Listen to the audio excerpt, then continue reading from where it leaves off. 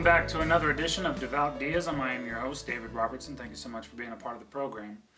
I need to provide some clarity, evidently. Now, recently, I unleashed on the world the Trinion Contradictions.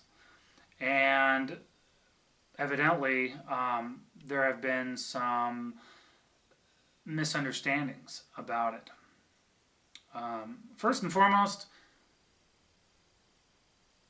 in the video that I provided that helped explain the paper, the actual theory, the paper that was released in several different deist communities, there was a video that of a get-together convention where I actually spoke about the Trinion contradictions. Now, in that video, I talked about how I was reading.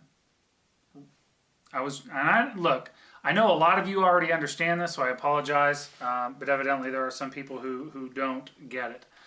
Anyway, I was reading Thomas Paine, okay, and I'm flipping through, and then I would read something, and it seemed like an incomplete thought to me, okay? I'm not saying that it was wrong. I'm not saying that it was incomplete. To me, I wanted more out of a few different statements that were said by Thomas Paine. That was it, okay? Now, once again, I'm not saying that Thomas Paine was wrong or anything. I love Age of Reason. I love Thomas Paine. Okay? So, it is what it is. However, what I thought was missing, or what I thought was incomplete, put me on a path that made me research and explore and come up with ideas. Okay? Not that it was something that Paine, I wasn't trying to complete Paine's idea. I was trying to come up and finish the idea that was in my head after reading Paine. Miles of difference there. Now, the Trinion contradiction is not based on Thomas Paine. It was motivated by Thomas Paine. It's like a coach, okay? A coach motivates a player to do something. Okay, and that player goes out and does something. That player is ultimately responsible for what he or she did. It is the athlete that did it. Okay, so I read Paine. I was motivated to go look and seek certain answers that came up in my head. I don't know why that's so hard and so difficult to figure out, but that's the case. Okay, now, once again, there are people who practice paleo-deism, and that would be inconsistent with what Thomas Paine believed in. Now, classical deism, which starts at about the 17th, 18th century, and like Jefferson and Franklin and all them, I don't necessarily subscribe to what they believed in. Okay? So, Paine is not the point. Thomas Jefferson's not even the point. And I love Thomas Jefferson. I'll bring Thomas Jefferson up left and right. But Thomas Jefferson's not the point. In fact, deism overall is not the point when it comes to the Trinion contradictions. The Trinion contradictions is it's basically an equation that outlines why I do not believe in organized religion, i.e., Islam, Judaism, Christianity, because of the holes.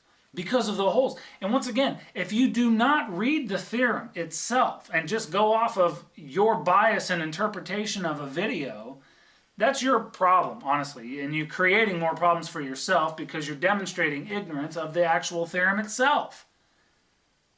In the theorem itself, which, by the way, you can go over to Unified Deism on Facebook. I think we put it in Deism or Deism University on Facebook too, Deist University, sorry. It's there, okay? And in the theory it says nothing about any of the founders, not about Paine, not about Newton, not about Voltaire, not about Einstein, not about Aristotle, Cicero, nobody. It's not about that. But it's still the foundation of deism itself. Classical deism, paleo-deism, that is all foundation that helped bring up this entire thing. Cause and effect it out. Here are these ideas, and I'm thinking to myself, wow, you know what, there's more to this. Wonder what it is. So I went to go complete the thought. And then I compiled these 9 pages, and I whittled them down over time to make it even more simple. And then in a moment of clarity, I was able to discover, wait a second, this is what I'm talking about. This is the point. This is what I'm trying to get at. So if you're hung up, if you're one of the few who are hung up on points that are literally unconnected, then I don't know what to tell you. Other than the fact that you're not being very deist by being closed-minded. And by the way, for paleo-deists and classical deists, which I'm sure there's a lot of deists who are like, what's a paleo-deist? Whatever. If you do not recognize that there are other forms of deism besides paleo and classical, you're doing yourself a disservice. And no, if a deist is other than classical or paleo, it does not mean they're a theist or agnostic or atheist. It's just different than yours. And by the way, I would imagine that paleo deists would look down upon the classical deists. But this is ridiculous. We're arguing semantics is what it boils down to. There are differences in deism. And that's fine. It's supposed to be okay. Deism, and by the way, one of the things that drew me to deism was the unbelievable amount of intellectuals that were involved in the program. I call it a program, religion, whatever. But it's funny because and I got to be honest with you, I'm becoming very disappointed at how many are involved in deism but hold the same mentality as all of these other organized religions that believe that, information cannot change. Or believe that if it's not theirs, it's not real. And this is frustrating. And this is why I say I don't subscribe. You won't hear me call myself a modern deist or a classical deist or whatever. I'm just deist. Based on the foundation, the root. I have a strong understanding of the root and how it has progressed. But guess what? I've progressed with it. I'm not stuck in old doctrine. And that's the point. And I think that's what a lot of us need to do. We need to open up our mind to new and different paradigms that we were not exposed to prior. It's the only way you grow. Unless you like being stuck in old paradigms. And that's fine if you are, but I just think that's a really bad idea. Because then you're just set to repeat the exact same mistakes over and over again, and we know that because we can look at any other institution in the history of the world that has held on to old doctrine and repeated the same mistakes over and over and over again. So that's really what it boils down to. The Trinion contradiction is not about any individual. It's about organized religion as a whole. The huge holes in it. The contradictory aspects. And no, it doesn't block anybody from anybody or anything. It simply states that one does not equal, hence the does not equal sign, does not equal the other. Destiny does not equal free will, does not equal intervention. Does not equal destiny, does not equal free will, does not equal, you see what I'm saying? Intervention, free will, destiny. Intervention, free will, destiny. None of them, they don't equate. That's all it says. But it shows it. It equates it. It provides the evidence. I don't hear anything about pain in it. I don't hear anything about Newton in it. So, whatever. Take it for what it's worth, ladies and gentlemen. Evidently, some clarity needed to be given. I know many of you had it, and I've gotten a lot of emails of support. A lot of people who appreciate it, both in academia and outside. So I want to thank everybody for that. But I wanted to address that because evidently it was a level of contention with some people, and I thought I would try to address that because undoubtedly, if one person has a question, others do too, and it's basically as simple as that. So. Wanted to provide that public service. Once again, I'm not telling you what to believe either. You don't have to believe in the Trinion contradictions. Once again, it's a theory. That's why it's called a theory. It's because it's not proven fact. That's not for me to decide anyway. You guys can decide whether or not it holds weight or not. And maybe some people just simply don't understand it yet.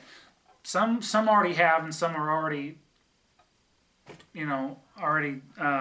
very much a student of it.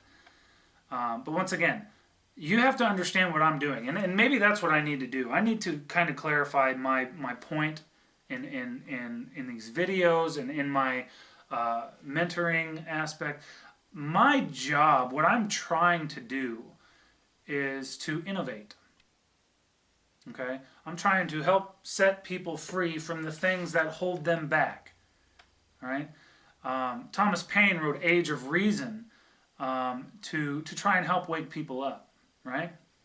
Okay? I'm not sitting here trying to regurgitate anything Thomas Paine is saying. I do quote from time to time to help deliver points. But I'm not trying to relive the 17th and 18th century. I'm trying to create new information moving forward based on the information that we've been provided, because you know what? The world in the 17th and 18th century is substantially different than the world we see today.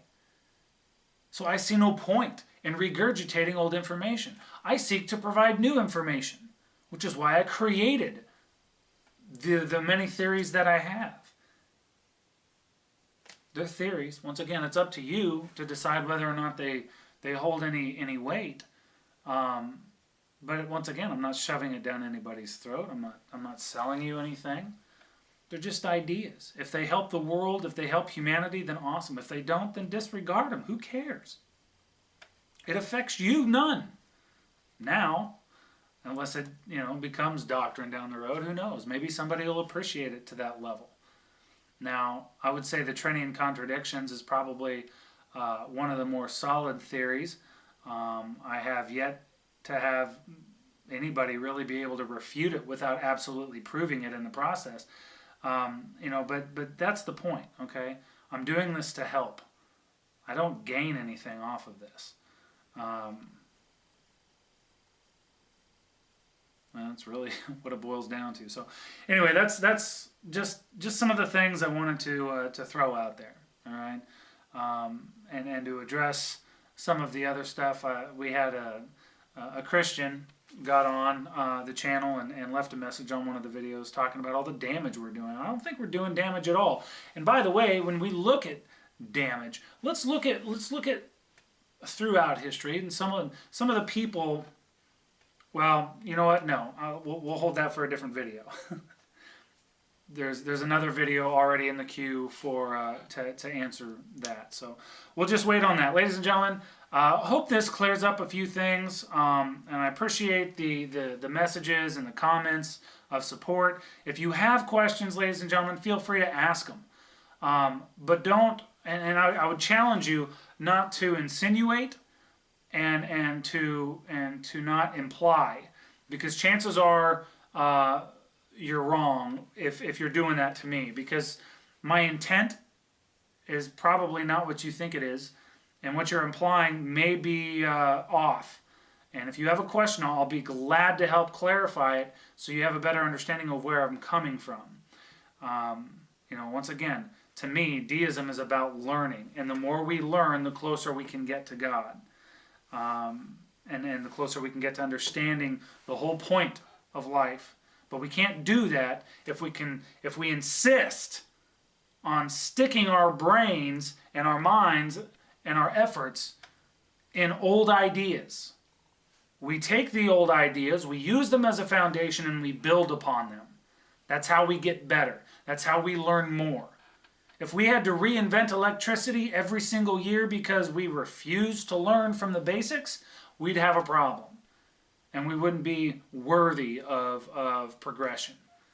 So we have to get outside of the old paradigm and move ourselves forward, and that's what I aim to do, and that's what I'm trying to do. So hopefully that helps clear some stuff up. Ladies and gentlemen, this has been another edition of Devout Deism. Until next time, take care.